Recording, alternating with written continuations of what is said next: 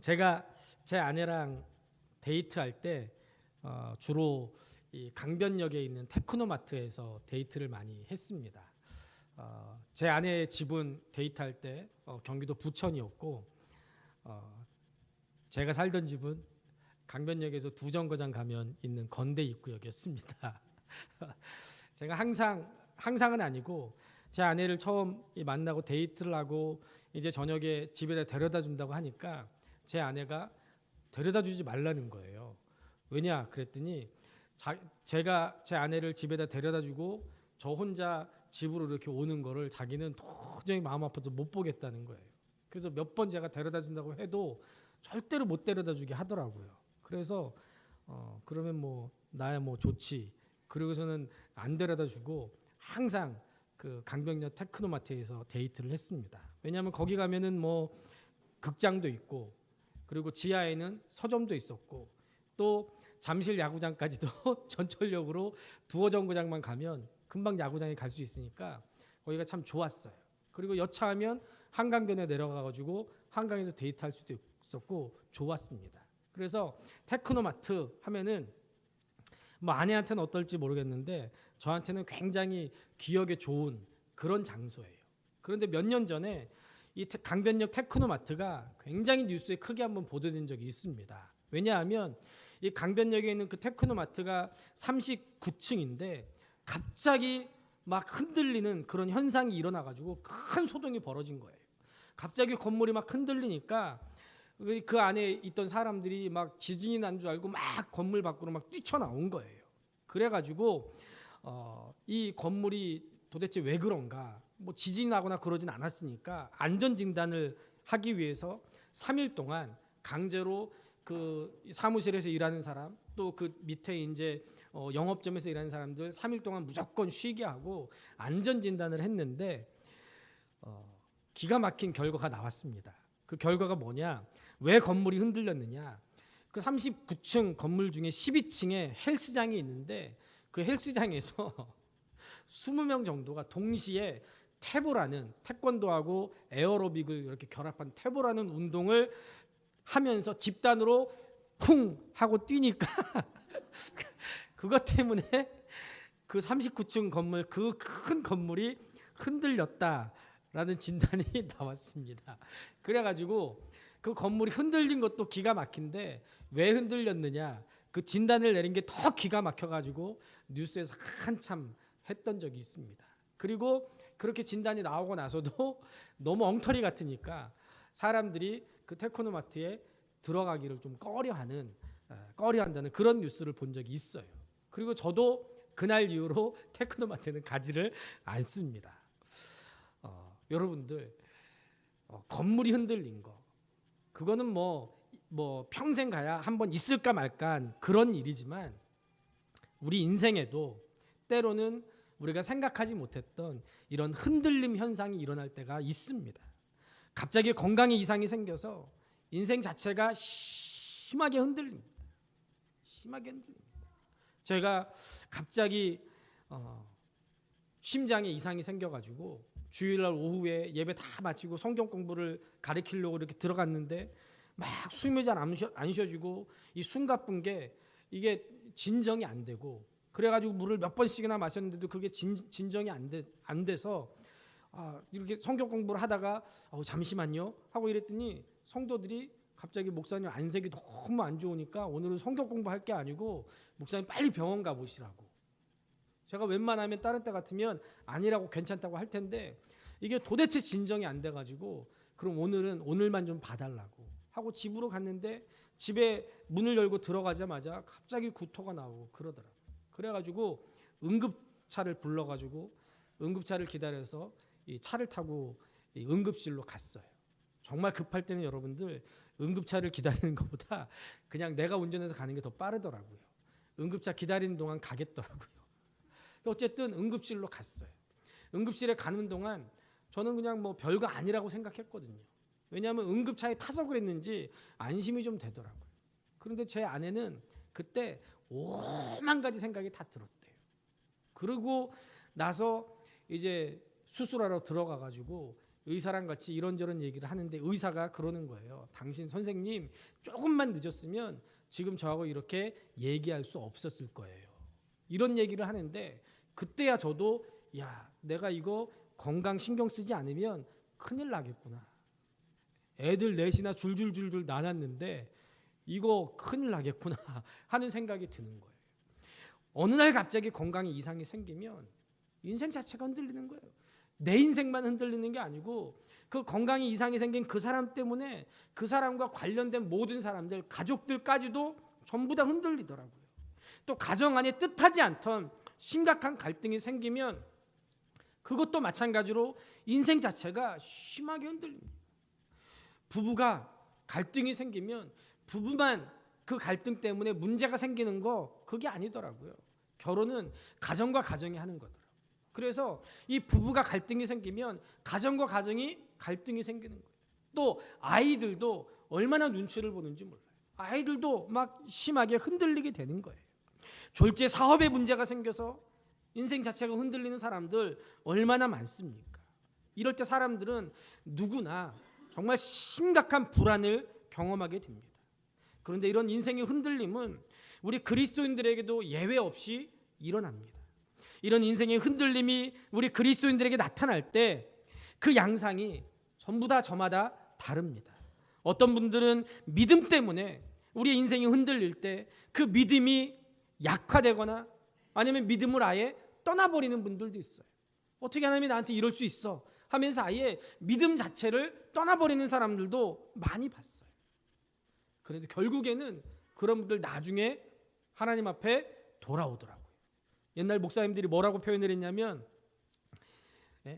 기미가 잔뜩 껴가지고 왜 꼭 그럴 때 여자분들을 그 예로 썼는지를 모르겠는데 기미가 잔뜩 껴가지고 애 업고 걸르고 교회 와가지고 울면서 천부의 의지 없어 손 들고 옵니다. 그렇게 하는 사람들 보면 대부분 다 그렇게 하나님을 떠났다가 믿음을 떠났다가 다시 돌아온 사람이다. 그렇게 얘기하는 걸 들었는데 실제로 많은 경우 그렇더라고요.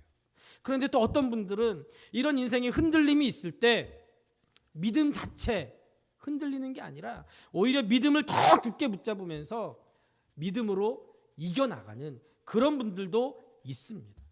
오늘 본문 말씀을 보면 믿음의 조상 아브라함에게 뜻하지 않던 인생의 흔들림이 일어났습니다.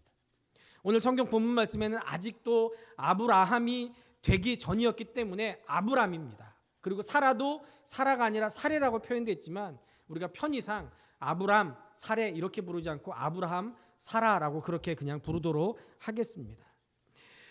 아브라함에게도 이런 흔들림이 일어났어요. 그런데 안타깝게도 이 아브라함의 인생의 흔들림 때문에 이제 막 싹트기 시작한 아브라함의 믿음이 심하게 흔들리기 시작합니다. 창세기 12장을 자세히 읽어보면 전혀 다른 두 명의 아브라함을 만날 수가 있습니다. 1절과 9절 우리가 읽지는 않았지만 1절과 9절에 나타난 아브라함의 모습과 우리가 오늘 읽은 10절과 20절까지의 아브라함의 모습은 완전히 다른 사람이에요. 이 두 사람이 정말 똑같은 사람인가 싶을 정도로 완전히 다른 모습을 우리에게 보여줍니다. 먼저 1절과 9절에 나타난 아브라함의 모습을 보세요. 아브라함이 우리가 알다시피 나이가 75세가 되던 어느 날 하나님께서 아브라함에게 나타나셨어요.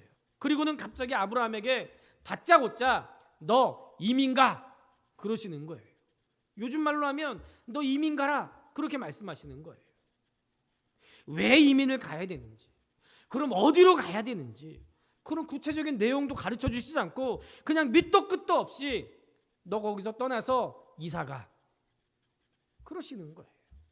여러분들 이사 가는 거 쉬운 일이던가요?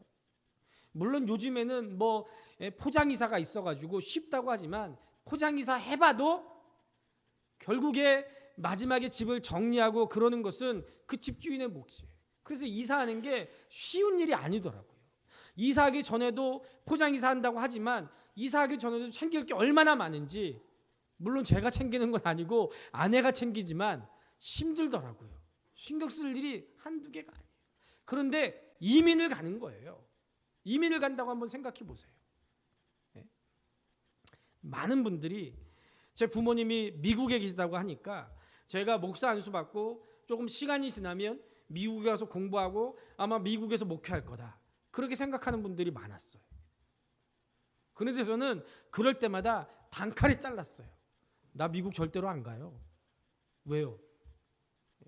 얘기를 들어보니까 이미 미국에 있는 한인교회들은 1세대들은 전부 다 돌아가셨고 지금 미국 한인교회를 이루고 있는 사람들은 1.5세대 내지 2세대예요. 1.5세대 내지 2세대는 설교를 할 때 우리나라 말로 설교하면 잘 못 알아듣고 영어로 설교를 해야 되는 거예요. 근데 제가 영어를 잘 하지도 못하거니와 영어를 아무리 잘해도 제가 미국에서 태어나서 미국 사람처럼 그렇게 영어를 배우는 게 아닌 경우는 그 사람들 수준에 맞게 영어로 설교할 자신이 없었어요. 그리고 결정적인 것은 저희 아버지가 뭐라고 그랬냐면은 한국은 목사를 주의 종님이라고 부르는데 미국은 목사를 주의 종놈이라고 불러. 그러니까 너 절대로 미국 가서 목회할 생각하지 마라 그러셨거든요. 그래가지고 저는요 절대로 미국 안 간다고 그랬어요. 그리고 지금도 갈 생각 요만큼도 없어요. 왜요? 가면 처음부터 다시 시작해야 되잖아요. 저는 그래도 미국에 가면 엄마도 있고 형도 있고 도와줄 사람도 있어요. 실제로 오라고 하는 분들도 있거든요. 그래도 가고 싶은 생각 없어요. 왜냐하면 가면 죽도록 고생해야 되는 거예요.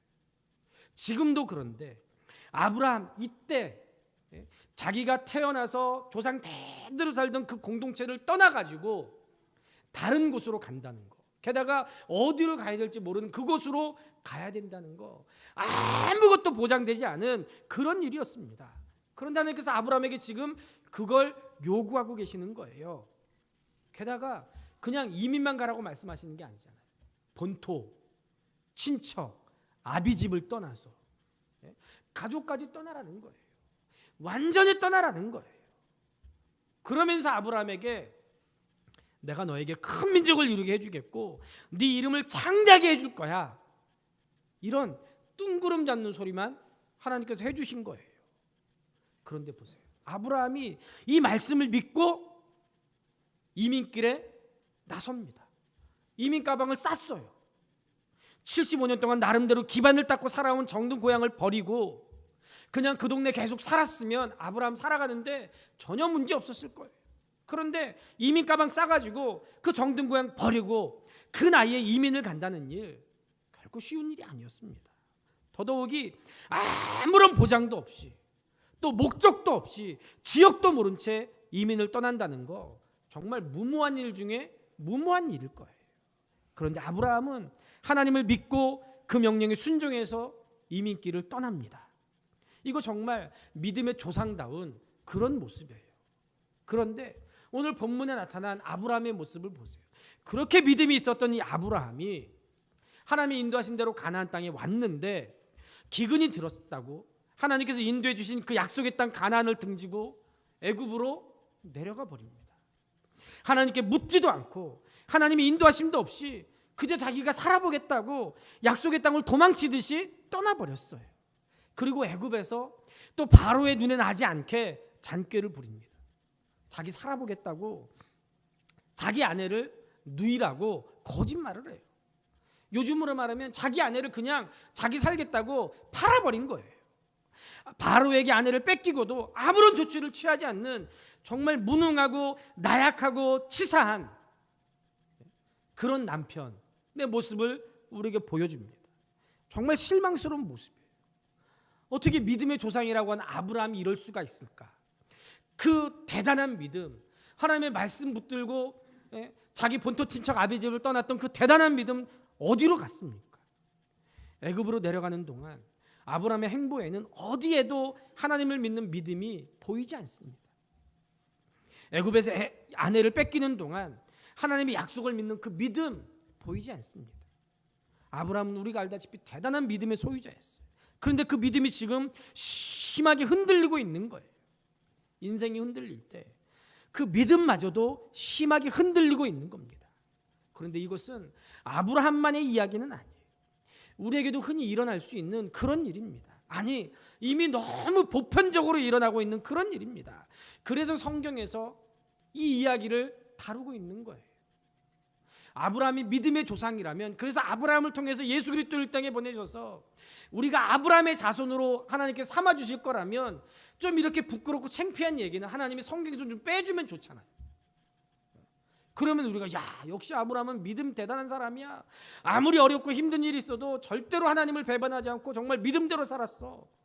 그럴 텐데 어떻게 보면 우리가 하지도 않을 정말 세상에 치사한 짓은 아브라함이 다 하고 있어요. 이 모습을 왜 굳이 성경에 기록했을까요?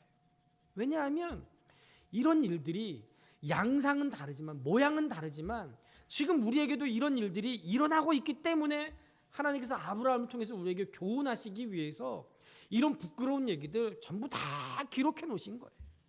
우리는 이 아브라함의 얘기를 통해서 하나님께서 우리에게 주시는 교훈을 받아야 될 줄로 믿습니다. 그래서 우리의 인생이 그 어떤 풍랑이 일어나서 흔들릴지라도 믿음마저 흔들리는 일이 없어야 됩니다. 오히려 인생이 흔들릴 때 우리가 믿음으로 하나님을 바라봄으로 우리의 흔들림을 막고 굳건한 반석 위에 서야 될 줄로 믿습니다. 그럼 여러분들 믿음이 왜 흔들립니까? 오늘 본문 말씀에 아브라함이 흔들린 그 이유를 살펴보면서 우리가 함께 교훈을 받기로 하겠습니다. 먼저 믿음이 흔들리는 이유는 잘못된 기대 때문에 그래요. 본문 10절을 보면 이렇게 시작합니다.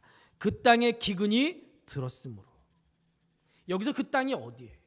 하나님이 약속하신, 하나님이 인도하신 가나안 땅입니다. 하나님께서 인도하셔서 정착하게 하신, 하나님께서 허락하신 땅이에요. 정든 고향 땅을 버리고 큰 기대를 안고 찾아온 그 땅입니다. 그런데 그 땅에서 아브라함이 처음 겪게 된 일이 뭐예요? 기근이에요. 기근이에요. 이 기근으로 인해서 아브라함의 인생이 심하게 흔들리게 됩니다. 고향 땅을 떠나서 정착한 땅에서 제일 처음 맞이한 게 기근이니까 살아갈 길이 막막했습니다. 이민은 처지였기 때문에 아는 사람도 없어서 도움을 청할 사람도 없었을 거예요. 낯선 객지에서 자기가 지금 어떻게 살아야 될지 찾을 길이 없는 거예요. 자칫 잘못하면 자기를 믿고 따라온 온 식구들 자기 때문에 굶어 죽을 판입니다. 정말 불안하고 괴롭습니다. 인생 자체가 흔들리는 거예요. 게다가 아브라함이 가나안 땅으로 올 때 아마도 큰 기대를 가지고 왔을 거예요. 창세기 12장 2절을 보면 하나님이 네게 복을 주어라고 말씀하고 있습니다. 하나님께서 가나안 땅에 가면 아브라함이 과거에 누리지 못했던 큰 복을 받게 될 거다라고 그렇게 약속을 하신 거예요. 내가 너를 축복하는 사람 축복하고 너를 저주하는 사람 내가 저주할게. 하나님이 복 주시겠다는 거예요. 아브라함이 이 약속을 붙잡고 가나안 땅에 왔습니다. 내가 하나님의 말씀을 믿고 하나님의 말씀에 순종해서 가나안 땅에 오면 도대체 하나님이 나한테 어떤 복을 주실까? 이런 큰 기대감이 아브라함에게 가득했을 거예요. 그런데 복은커녕 아브라함에게 뭐가 왔다고요? 화가 임한 거예요. 기근 때문에 자기와 자기 모든 가족들이 굶어 죽게 생긴 거예요. 우리가 지난주 수요일 날 마태복음 강해를 통해서 말씀을 들었다시피 예수님께서 예수님의 제자들에게 야 건너편으로 가자라고 말씀하셨어요. 그 제자들이 예수님의 말씀에 의지해서 예수님 예수님 하면서 예수님을 따르는 수많은 추종자들 다 떼놓고 배를 타고 갈릴리 호수를 건너갔어요. 예수님 말씀에 순종해서 예수님과 함께 배를 탔으면 순풍에 돛단 듯이 금방금방 그 갈릴리 바다를 쑥 건너가야 되잖아요. 그런데 제자들을 기다리고 있는 것은 갈릴리 바다의 광풍이었어요. 아니 예수님이 타고 계신 배, 내가 지금 예수님과 같은 배에 탔는데 어떻게 그렇게 풍랑이 일 수가 있습니까? 어떻게 그 풍랑 때문에 그 갈릴리 바다에 다 빠져 죽게 될 수가 있습니까? 이게 말이나 돼요? 지금 아브라함이 그런 경우예요. 우리가 예수 믿는데 내가 예수 제대로 좀 믿어보려고 내가 말씀대로 살려고 몸부림치는데 애쓰는데 왜 하나님께서 내 삶을 순탄하게 평탄하게 평안하게 인도해 주시지 않고 형통하게 해주지 않고 내 삶에 여전히 고난과 힘든 일과 역경이 내 삶에 왜 이렇게 계속 다가오는 거예요? 도대체 그 이유가 뭐예요? 아브라함이 하나님께서 복 주신다는 그 약속을 믿고 말씀에 순종해서 가나안 땅으로 왔는데, 오자마자 가나안 땅에서 자기를 기다리고 있는 것은 복이 아니고 기근이었어요. 그러니까 아브라함이 가지고 있었던 기대가 졸지 실망으로 변해버린 거예요. 그러니까 그동안 가나안으로 올 수 있도록 자기를 지탱해준 믿음이 흔들리기 시작합니다. 그런데 여러분들 따지고 보면 아브라함의 기대는요, 그저 아브라함의 기대일 뿐이에요. 하나님께서 아브라함이 기대한 거 약속하신 일이 없습니다. 그냥 하나님께서 복을 주실 것이다, 그것만 약속했어요. 이 복에 대해서 하나님이 주신다고 약속한 이 복이 뭐냐, 아브라함이 자기 나름대로 해석해서 그런 기대를 가진 거예요. 내가 하나님의 말씀에 순종하면 하나님이 나한테 복 주신다고 했으니까 그 가나안 땅에 가면 먹고 살 거 하나님이 다 준비해 놨을 거고, 하나님이 나한테 큰 부자가 되게 할 거고, 권력도 얻게 할 거고, 하나님께서 떵떵거리며 살게 하실 걸, 최소한 지금보단 낫겠지 하는 그런 기대감을 가지고 가나안 땅에 온 거예요. 그런데 여러분들, 하나님께서 약속하신 복은 단순히 이 세상에서 잘 먹고 잘 사는 거, 그게 다가 아닙니다. 하나님이 약속하신 복은 이 세상에서 하나님과 동행하면서 하나님의 동역자로 쓰임 받는 거예요. 궁극적으로는 하나님 나라에서 영원한 복락을 누리는 거, 그게 하나님께서 우리에게 약속하신 복인 줄로 믿습니다. 그러니까 지금 아브라함이 가지고 있었던 기대는 잘못된 기대예요. 그런데 여러분들, 오늘 이렇게 잘못된 기대를 가지고 신앙생활하는 그리스도인들 얼마나 많습니까? 아니, 얼마나 많습니까가 아니라 혹시 우리는 그렇게 잘못된 기대를 가지고 신앙생활하고 있지는 않습니까? 또 이런 잘못된 기대를 부추기는 메시지가 얼마나 강단에서 넘쳐나고 있습니까? 예를 들면 예수 믿으면 병 낫습니다. 예수 믿으면 부자 됩니다. 예수 믿으면 자식들 잘 됩니다. 예수 믿으면 형통케 됩니다. 이런 기대를 가지고 신앙생활을 하게 되면 우리의 인생이 뜻하지 않은 풍랑을 만났을 때 믿음이 심하게 흔들릴 수밖에 없게 되는 거예요. 예수 믿으면 누구나 세상적으로, 물질적으로, 현세적인 복을 누리는 거 아닙니다. 물론 예수 잘 믿어서 우리가 원하는 그런 세상적인 복, 현세적인 복을 받는 사람들도 많이 있습니다. 예수 잘 믿으면 그런 복 받아요. 저도 그런 복을 받기를 원하고 사모합니다. 여러분들도 그런 복을 받고 또 그런 복을 받기를 사모할 수 있기를 주님의 이름으로 축복합니다. 그런 복 좀 받으세요. 그런데 우리 주변에 보면 예수 정말 잘 믿는데도 불구하고 여전히 어렵고 여전히 힘든 분들 얼마나 많이 있습니까? 얼마나 많이 있어요. 그러면 그런 분들은 하나님이 선택한 분들이 아닌가요? 그렇지 않아요. 그런 분들은 하나님께서 현세적인 복, 물질적인 복은 주시지 않았지만 그분들에게는 그분들 나름대로 하나님께서 영적인 복을 주신 줄로 믿습니다. 우리가 때로는 고난 겪을 수 있어요. 때로는 십자가를 지고 눈물의 골짜기를 지날 수도 있습니다. 아골골짝 빈들에 하나님께서 우리를 갖다 놓을 수도 있어요. 그래서 우리는 잘못된 기대에 현혹되지 말아야 돼요. 그리고 우리 안에 자리 잡고 있는 이 잘못된 기대에 내려놔야 돼요. 우리의 시선을 주님께서 주실 복에서 주님께서 주신 사명으로 옮겨야 됩니다. 그래서 우리가 사명에 집중하게 되면 하나님께서 우리에게 약속하신 복을 자연스럽게 우리에게 주실 줄로 믿습니다. 아브라함이 이런 많은 일을 겪으면서 하나님께서 아브라함에게 너는 복이 되라 라고 하신 그 말씀의 의미를 알게 됐어요. 하나님께서 왜 아브라함에게 야, 하늘의 별을 봐라, 네 자손이 하늘의 별과 같이 많아질 거야, 땅의 모래를 봐라, 네 자손 땅의 모래처럼 많아질 거야 하신 그 약속의 의미가 뭔지 아브라함이 깨달았어요. 하나님께서 아브라함에게 주신 복은 결국에 아브라함을 통해서 이 땅에 예수 그리스도께서 육신의 몸을 입고 오셔서 예수님을 통해서 온 세상을 구원하실 거라는 하나님의 큰 복이라는 것을 아브라함이 깨닫고 그 사명에 집중하게 되니까 이삭도 하나님께 드릴 수 있었어요. 그리고 나니까 하나님께서 아브라함에게 복을 주셨습니다.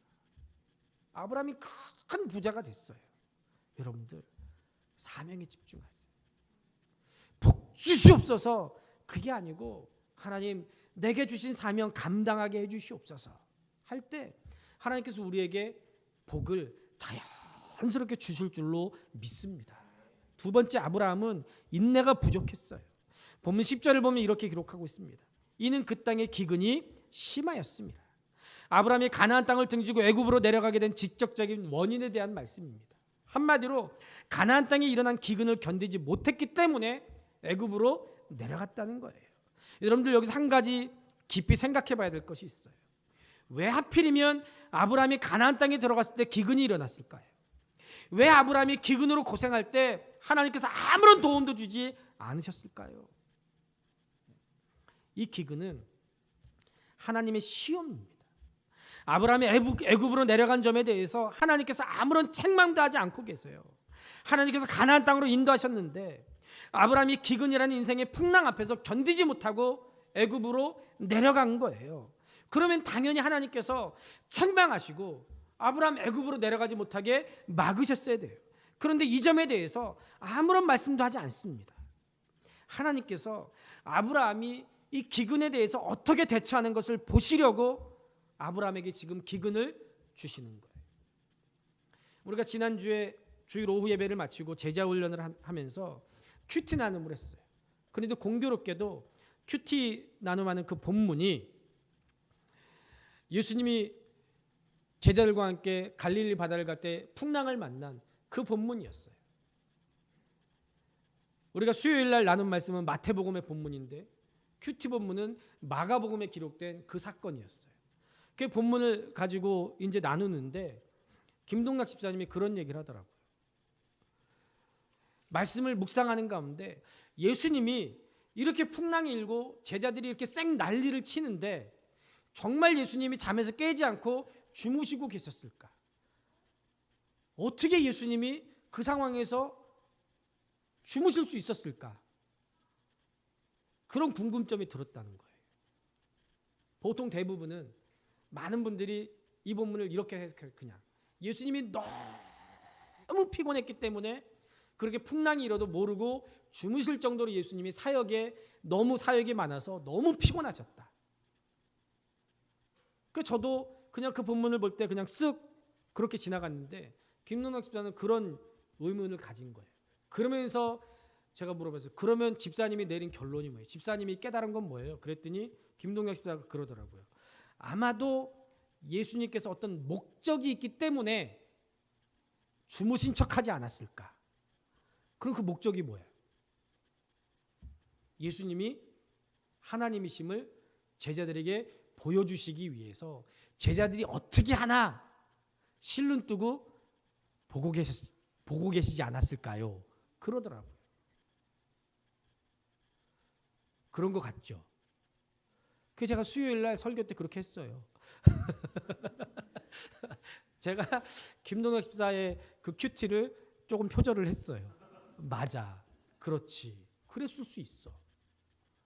그리고 본문을 가만히 보니까 그렇더라고요.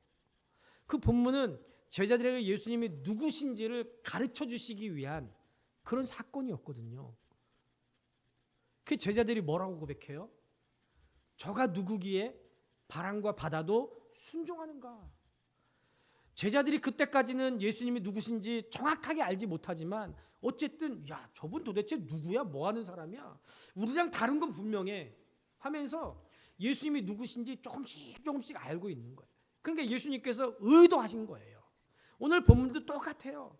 하나님이 왜 아브라함에게 가나안 땅에 가면 그냥 어느 정도 조금 좀 잘 되게 해주시고 복도 좀 주시고 좀 그 다음에 시험하시더라도 좀 하시지. 가자마자 기근을 내리시고. 왜요? 아브라함을 지금 시험하시는 거예요. 이때 아브라함은 기근이 와도 가나안 땅에서 버텨야 됐어요. 견디기 힘들어도 참고 견뎠어야 됐습니다. 그러면 당연히 하나님께서 아브라함을 기근 때문에 죽게 내버려 두지 않았을 거예요. 그런데 안타깝게도 아브라함은 끝까지 견디지 못하고 그만 가나안 땅을 떠나버리고 말았습니다. 그래서 믿음이 흔들리기 시작했어요. 그래서 아브라함에게 길고 험한 믿음의 연단의 길이 이어지게 된 거예요. 베이징 올림픽 때 우리나라 야구가 한 번도 지지 않고 전승으로 금메달을 땄습니다. 기억하세요? 베이징 올림픽 때. 그래서 그때 금메달을 딴 날 우리나라에서, 우리나라 전체는 아니고 우리나라 KBO 한국야구협회에서 야구의 날로 정해가지고요.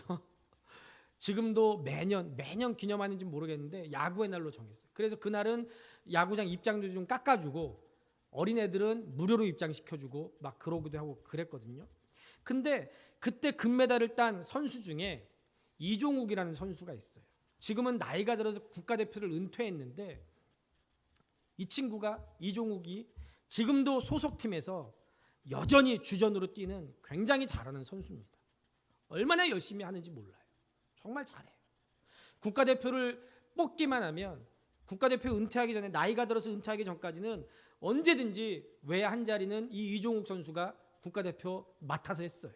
그런데 이 이종욱이 원래부터 그렇게 잘하던 선수가 아닙니다. 이 이종욱 선수가요, 원래는 지금 사라진 현대 유니콘스라는 야구팀에 들어갔어요. 그런데 실력이 없어서 자리를 잡지 못하고 군대에 입대했어요. 운동선수가 군대에 입대하면 그거 그냥 끝났다고 봐야죠. 남들은 열심히 운동하는 시간에 군대에서 훈련 받으면 열심히 해도 될까 말까 한데, 게다가 후보 선수인데 안 되잖아요.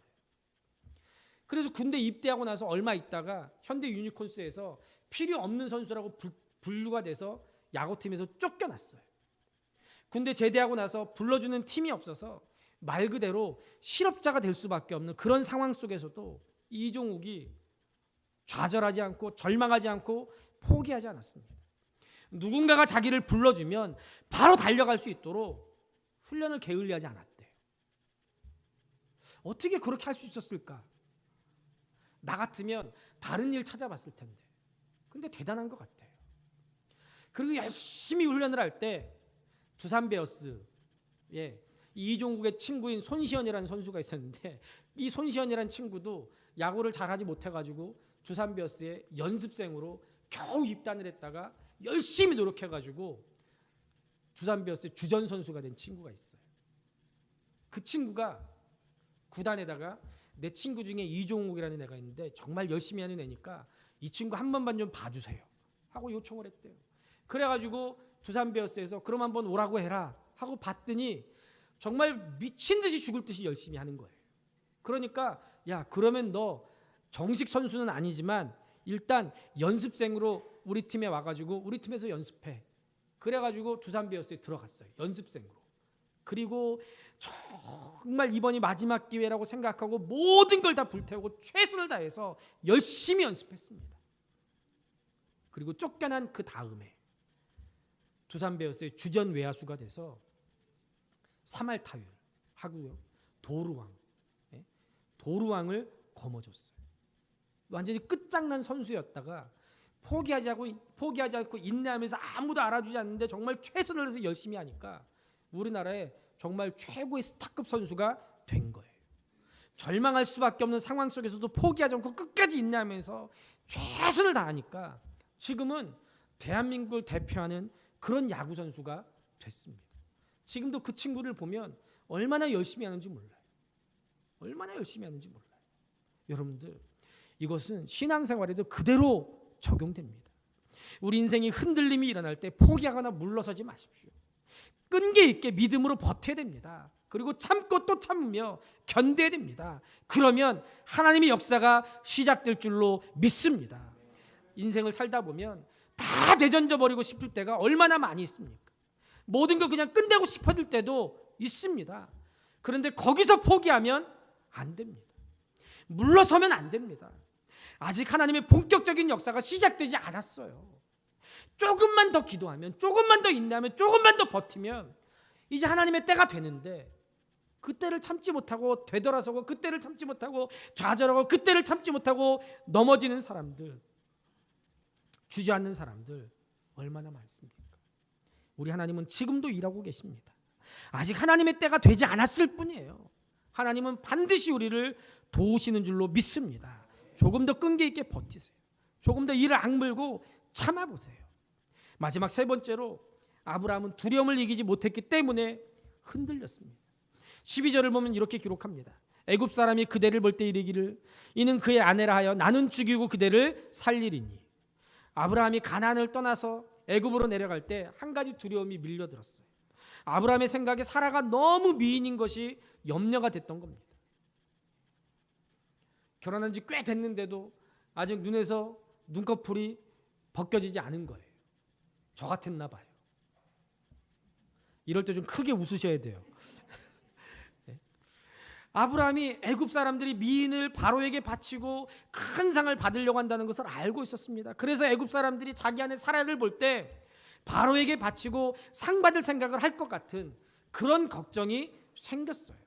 더더욱 사라를 뺏기 위해서 자기를 죽일 것 같은 그런 두려움이 아브라함에게 밀려들었던 거예요. 그래서 믿음의 사람으로서는 할 수 없는 정말 치사한 생각을 했습니다. 아니, 믿음의 사람이 아니라 남편이라면 할 수 없는 생각을 아브라함이 한 거예요. 사라를 자기 여동생이라고 속인 거예요. 그리고 아내인 사라에게 이렇게 하도록 협조를 구했어요. 어떻게 남자가 이렇게 치사한 짓을 할 수 있을까요? 생각은 했을지 몰라도 자기 아내한테 그 얘기를 했다는 거 보면은 정말 뻔뻔해도 이렇게 뻔뻔한 사람은 없어요. 이런 사람이 믿음의 조상이 됐어요. 이런 사람. 그럼 여러분들, 저와 여러분들 얼마나 믿음이 더 좋은 사람입니까? 저는 이랬던 적 한 번도 없거든요. 이런 생각도 해본 적 없거든요. 저는 아브라함보다 훨씬 더 큰 믿음의 사람이 될 수 있는 줄로 믿습니다. 여러분들도 아브라함보다 훨씬 더 큰 일을 할 수 있는 줄로 믿습니다. 그런데 하나님께서 보실 때 이런 아브라함의 모습이 어땠겠어요?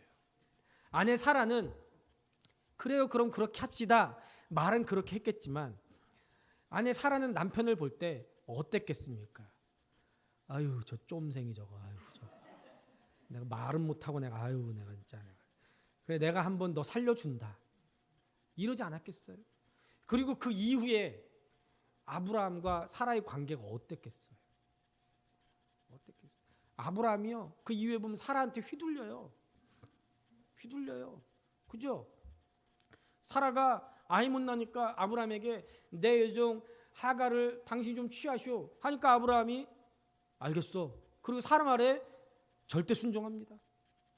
하갈이 이스마엘을 낳았어요. 그것 때문에 사라가 셈이 나니까 아브라함한테 가서 일렀어요. 전형적으로 쫓아내. 그러니까 아브라함이 또 자기 아들을 낳아준 여자인데도 불구하고 사라의 말에 꼼짝없이 절대 순종해요. 너 나가. 자기 아들까지 쫓아내버려요. 왜 그랬을까요? 저는 아마도 이때 사건 때문에 아브라함이 사라한테 꽉 잡힌 거예요. 꼼짝 못하는 거예요. 아유, 인간아 왜 이렇게 사니? 이런 생각이 들 정도예요.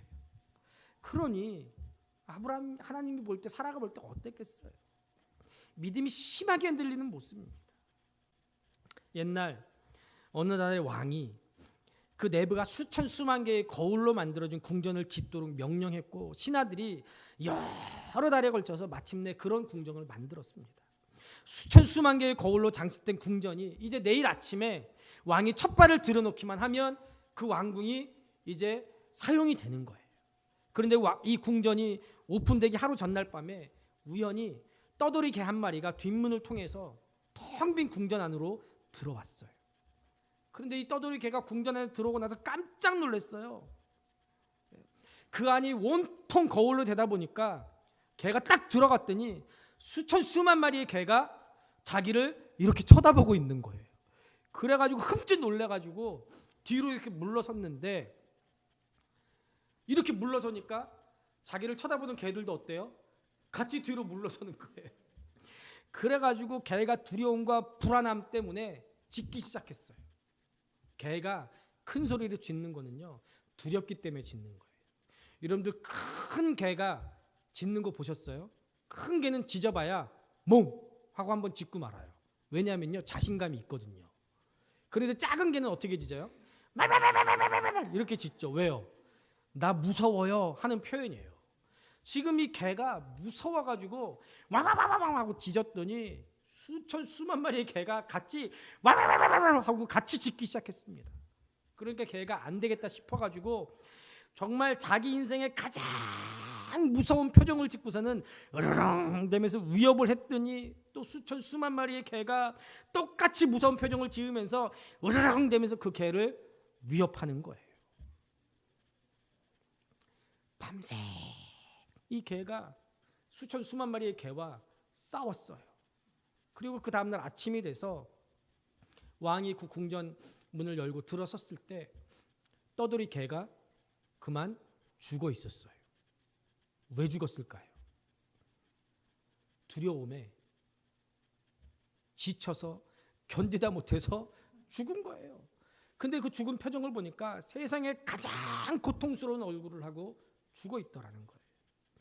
여러분들, 이게 실제 일은 아니라 누군가가 꾸며낸 얘기겠죠. 그런데 이 얘기를 통해서 우리는 두려움이라는 것이 정말 거울 속에 비춰진 허상이구나 라는 것을 깨닫게 됩니다. 아브라함은 아직 일어나지 않은 미래의 허상, 그걸 예측하고 앞당겨서 두려워하고 있어요. 우리가 두려워하는 많은 것들은요, 이렇게 허상일 경우가 많습니다. 아직 일어나지 않았거나 혹은 일어날 가능성이 없는 일 가지고 우리는 미리 땡겨서 두려워하고 있는 거예요. 그래서 우리가 거울 속의 허상의 시선을 뺏기게 되면 우리도 똑같이 두려움에 사로잡히게 돼요. 그리고 두려움에 사로잡히게 되면 우리 안에 있는 믿음이 흔들리게 됩니다. 우리는 밀려오는 두려움과 싸워서 이겨야 돼요. 몇 년 전 가을에 우리 애들을 데리고 1박 2일로 짧은 여행을 다녀왔어요. 산책을 하다가 울타리에 묶여있는 말을 봤습니다. 맨날 뭐 자동차, 아파트 이런 것만 봐온 애들한테 좋은 기회라고 생각하고 다윗이를 안고서 말한테 다가갔어요. 그랬더니 다윗이가 말 가까이 가가지고 제가 이렇게 이 말을 이렇게 만지면서 다윗 말 한번 만져봐. 그러면서 다윗이를 봤는데 다윗이가 제 품에 안 가가지고 말을 이렇게 보는 게 아니라 이렇게 하고 있는 거예요. 말을 안 보는 거예요. 왜요? 무서워서 말하고 눈을 마주치기가 싫은 거예요. 그래가지고 제가 얼굴을 억지로 해가지고 말을 보러 이렇게 돌렸더니 무서워가지고 삐죽삐죽 막 울려고 해요. 다온이도 제가 다윗을 안고 말한테 가까이 가니까 용감한 척 말아 하고 큰 소리 치는데 멀리 떨어져가지고 말아 이러고 있는 거예요. 가까이 와 말아 이러고 있더라고요. 무서워서요. 그런데 보세요. 말이 아니라 호랑이가 그 자리에 있더라도 울타리에 갇혀 있어요. 게다가 지금 묶여 있어요. 사람한테 해코지 하려고 해도 묶여 있기 때문에 어떻게 할 수 없는 상황인데도 불구하고 다온이 처음 보는 말만 보고 말을 안전하게 묶고 있는 줄하고 사람에게 다가오지 못하도록 막고 있는 튼튼한 울타리를 보지 못하는 거예요. 그냥 말만 보고 두려워서 가까이 가지도 못하고 눈도 못 마주치고 있는 거예요. 많은 사람들이 두려움의 대상만 봐요. 하나님께서 쳐놓으신 그 보호 울타리를 보지 못합니다. 그래서 두려움에 사로잡히는 거예요. 여러분들, 위기 가운데 있습니까? 상황이 좋지 않습니까? 어렵습니까? 누구도 내 마음을 몰라주는 것 같습니까? 그렇지 않습니다. 하나님께서 우리와 함께 하시는 줄로 믿습니다. 우리를 그냥 그 일로 망하게 내버려 두지 않으세요. 그 일 때문에 죽게 내버려 두지 않습니다. 두려움을 떨쳐내세요. 제자들이 예수님과 함께 배를 타고 가다가 풍랑을 만났어요. 놀라운 것은 예수님이 타고 계신 배인데도 풍랑을 만났다는 거예요. 어쩌면 예수님과 함께하기 때문에 더 큰 풍랑을 만나는지도 모르겠어요. 제자들이 그 두려운 순간에 자기가 할 수 있는 거 다 해봤지만 상황 나아지지 않았어요. 그럴 때 예수 믿지 않는 사람들은 낙심하고 좌절하고 원망하고 포기합니다. 아니면 운명에 맡기거나 우상들을 찾기도 합니다. 그러나 우리가 세상과 다른 것은 우리 삶이 흔들릴 때 우리는 예수님을 찾는다는 거예요. 풍랑이는 갈릴리 바다 한가운데서 제자들이 비로소 주님을 찾았습니다. 주님께 나와 부르짖는 제자들에게 예수님께서 뭐라고 하셨습니까? 그들의 두려움과 호들갑 책망하지 않았어요. 그들의 불평 정죄하지 않았습니다. 그들의 부르짖음 귀찮아하지도 않았어요. 그들의 두려움, 그들의 아픔 외면하지 않았어요. 그들의 연약함 비난하지 않았습니다. 예수님께서 잠을 깼습니다. 그리고 바람과 물결을 꾸짖으셨어요. 그들을 괴롭히는 바람을 꾸짖으셨습니다. 그들을 삼키려는 바다에게 명령하셨어요. 잠잠하라, 고요해라. 우리에게 닥쳐온 인생의 풍랑, 우리가 어떻게 할 수 없는 풍랑을 예수님께서 직접 개입하십니다. 침묵하는 것처럼 보이지만 침묵하시는 예수님이 아니에요. 주무시는 것처럼 보이지만 외면하는 예수님이 아닙니다. 주님이 직접 개입하시면 능력의 한계를 순식간에 뛰어넘어갈 줄로 믿습니다.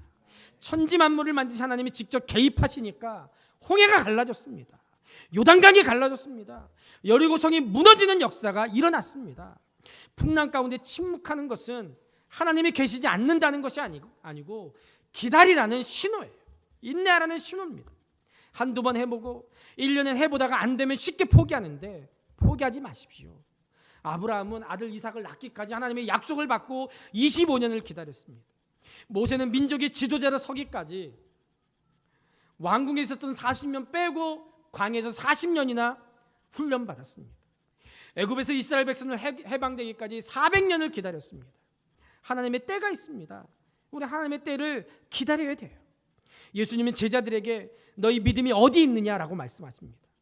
이미 베드로의 장모를 고치시고 각종 병든 자를 고치시는 주님을 봤음에도 이제까지 자기가 들었던 말씀과는 완전히 다른 말씀을 산상에 사시는 그 예수님을 통해서 들었음에도 불구하고 믿지 못하고 두려워하는 제자들에게 예수님이 하신 말씀이에요.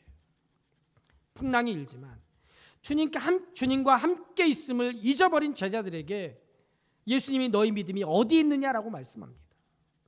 혹시 우리 주님이 지금 우리를 보시고 우리에게 그렇게 말씀하지는 않으실까요? 주님이 우리 인생의 배에 타고 계십니다. 우리는 내 자신을 기준으로 하는 그런 신념이 아니라 천지 만물을 창조하시고 다스리시는 주님을 믿는 믿음의 사람인 줄로 믿습니다. 하나님께서 아브라함을 갈대아 우르에서 또 가나안으로 부르신 것은 가나안에서 기근으로 굶어 죽으라고 부르신 것이 아니에요. 가나안 땅에서 하나님의 역사를 통해서 모든 민족의 조상이 되게 하시려고 아브라함을 부르셨습니다. 아브라함을 통해서 구세주 예수 그리스도를 이 땅에 보내시기 위해서 아브라함을 부르셨습니다. 예수님께서 제자들을 부르실 때 갈릴리 바다에서 죽이려고 제자들을 부르신 게 아닙니다. 제자들을 통해서 세상을 변화시키려고 하는 것이 예수님의 목적이었습니다. 나를 통해서 하나님께서 이루고자 하시는 일이 있는 줄로 믿습니다. 우리 교회를 통해서 하나님께서 하시고자 하는 일이 있는 줄로 믿습니다. 이 일을 이루기까지 중간에서 풍랑으로 죽지 않아요. 사도행전 27장에 보면 바울이 풍랑을 만나서 파선의 위기에 처했을 때 어떻게 얘기합니까? 바울아 두려워 말라. 네가 가이사 앞에 서야 하겠고 또 하나님께서 너와 함께 행선하는 자를 다 네게 주셨다 하였으니 그러므로 여러분이 안심하라. 나는 내게 말씀하신 그대로 되리라고 하나님을 믿노라. 하나님이 나를 가이사 앞에 서게 하신다고 말씀하셨으니까 나 이 배가 지금 아무리 큰 풍랑을 만나더라도 나 안 죽어. 하나님이 약속하셨는데 내가 왜 걱정해? 지금 사도 바울이 그러고 있는 거예요. 요나가 풍랑을 만나서 죽음의 위기에 처해 있어요. 그러나 하나님은 요나를 그 풍랑으로 죽이지 않습니다. 그 풍랑을 통해서 니느웨로 가게 만드시는 거예요. 니느웨에서 요나를 통해서 하나님께서 아직 할 일이 있기 때문에 요나를 죽이지 않으세요. 수많은 니느웨 백성을 구원해야 됩니다. 존 웨슬레는 하나님이 내게 행하신 그 크신 뜻을 이루기까지는 나는 절대로 죽지 않는다라고 고백했습니다. 여러분들 인생의 풍랑을 만나서 흔들리십니까? 그 풍랑으로 살아계신 하나님을 체험하는 계기가 돼서 더 큰 은혜로 하나님의 뜻을 성취하는 하나님의 사람 될 수 있기를 주님의 이름으로 축복합니다. 풍랑 없는 모세, 풍랑 없는 아브라함, 풍랑 없는 요셉, 풍랑 없는 선지자, 풍랑 없는 바울, 풍랑 없는 야곱 생각할 수 없습니다. 이 풍랑으로 더 큰 믿음으로 주님 주신 사명을 감당했습니다. 우리가 사는 인생길에 흔들림이 있어요. 때로는 하나님께서 우리를 연단하기 위해서 일부러 만드는 흔들림도 있습니다. 어떤 사람들 그 흔들림 때문에 믿음 자체도 흔들립니다. 그러나 어떤 사람들은 믿음으로 인생의 흔들림을 이겨냅니다. 때로는 잘못된 기대가 인생이 흔들리는 순간에 우리의 믿음을 흔듭니다. 그래서 잘못된 기대를 내려놓고 기대가 아니라 우리는 사명을 붙잡아야 됩니다. 때로는 참지 못하고 견디지 못해서 인생이 흔들리는 그 순간에 믿음도 흔들립니다. 그래서 끈기와 인내로 믿음으로 잘 참고 견뎌야 됩니다.